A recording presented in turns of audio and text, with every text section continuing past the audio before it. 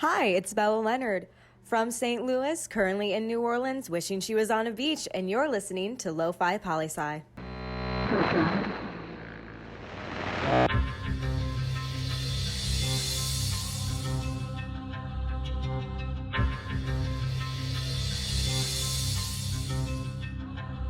Yes, Lofi Poli Sci coming at you people, St. Louis to New Orleans. Shout out Bella taking us into the show today. And a little Lo-Fi look for you up top. We are back from our 10-day sick leave. Thank you for all those who sent in well wishes. And a special thank you to Aaron for telling me to start licking a doorknob every so often to help out that immune system. And if you're wondering what that means, well, it's a reference to Lofi Poli Sci's weekly blog that came out Friday titled Licking Doorknobs, yes indeed. Every Friday on lofipolisci.com, we drop our weekly blog to give you a quick shout out to the week that was our week. They're always nice and short and quick reads, so go on, check them out. Keep up with what's up with lofipolisci.com. And also, don't forget to check us out on LinkedIn. Michael Pickering, connect to me, people. You know you want to see what's up. And Lofi Poli Sci on Instagram for all your Lofi local updates. But now, to the news, fresh off that press. So much happened while we were in bed watching cartoons. Yes, I did. Now, let's head on over to the UK first, where Boris Johnson is no longer Prime Minister of the country. That is right. Prime Minister Liz Truss is now heading the country. And this is a big deal, people. There are some really, really big questions that are kind of unanswered when Boris left office, especially in relations to Brexit, and trade laws dealing with Northern Ireland and Ireland, in which the UK government was about to break the Brexit agreement, and the EU had already filed 7 lawsuits in the European court system against the UK for doing so. So the question becomes, does this new Prime Minister Truss follow in Boris's footsteps, or make amends with the EU? We'll be watching close to find out, and who knows, maybe Brexit will finally end under this Prime Minister. We'll have to wait and see.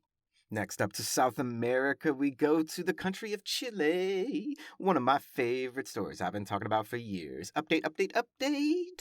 Chile finally wrote a draft of their brand new constitution to replace that old one that they would toss it in the garbage. The nation got to vote on it too last week. And what happened? Bam! The Chilean people rejected that shit. I mean, damn. The people straight up said, nope, not our constitution. Thanks for playing, but try again, government. I mean, really, this is power of the people. I mean, now the Chilean government is back to the drawing board, trying to include more people and more representative of the people who actually rejected the Constitution to see what they have to change in order to try to get another vote and to pass it.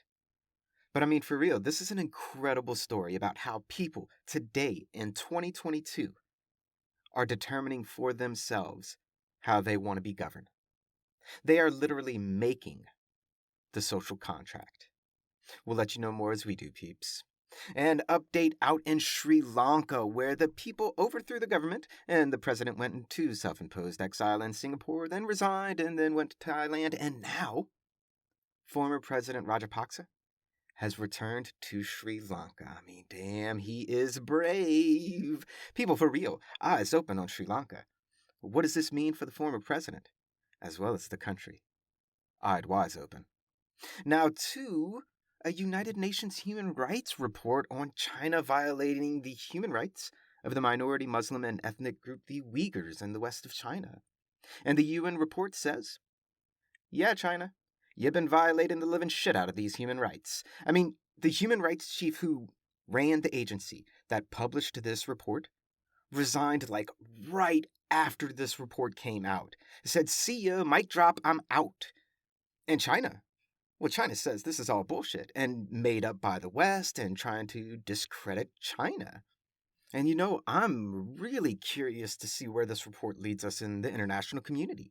Because for sure, there are a lot of rifts taking place right now between international economic trading partners and the world. And well, it looks like, to some people at least, the world is fracturing. Ears to the ground, Lo-Fi listeners. Lots going down at the UN. And a last piece of news to send you on your way to the day. To Pakistan we go. My friends, if you haven't heard Pakistan has been affected by one of the worst mass floodings in recent human history. And that's not an exaggeration. Please allow me to give you some comparative perspective on the true magnitude of the situation in Pakistan. Okay, so you ever heard of Hurricane Katrina in New Orleans? Back in 2005, it flooded the entire city, right? The entire city of New Orleans was underwater. The whole city, people.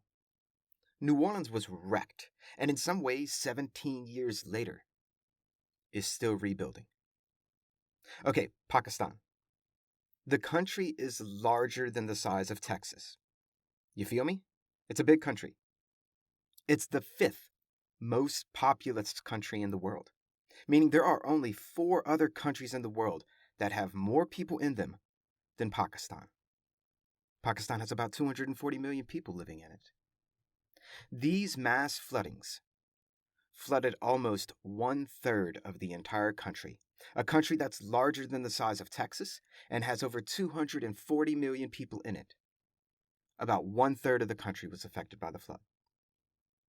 That's one of the worst mass floodings in recent human history, anywhere on the face of the planet. And to quote the United Nations Secretary General, Antonio Guterres, talking about the need for international aid to the Pakistani people, begin quote, "This is not a matter of generosity. This is a matter of justice." End quote. The Pakistani people are our people. Help the effort. Save our people. And that's a brief snapshot of what's going on in the world today. Check us out tomorrow when we talk about being connected to the world. And hey, it's not a cliche or a catchphrase. It's a lifestyle. Always remember that Lofi Poli Sci is more than just me. It's the we that we be. Pickering, signing off.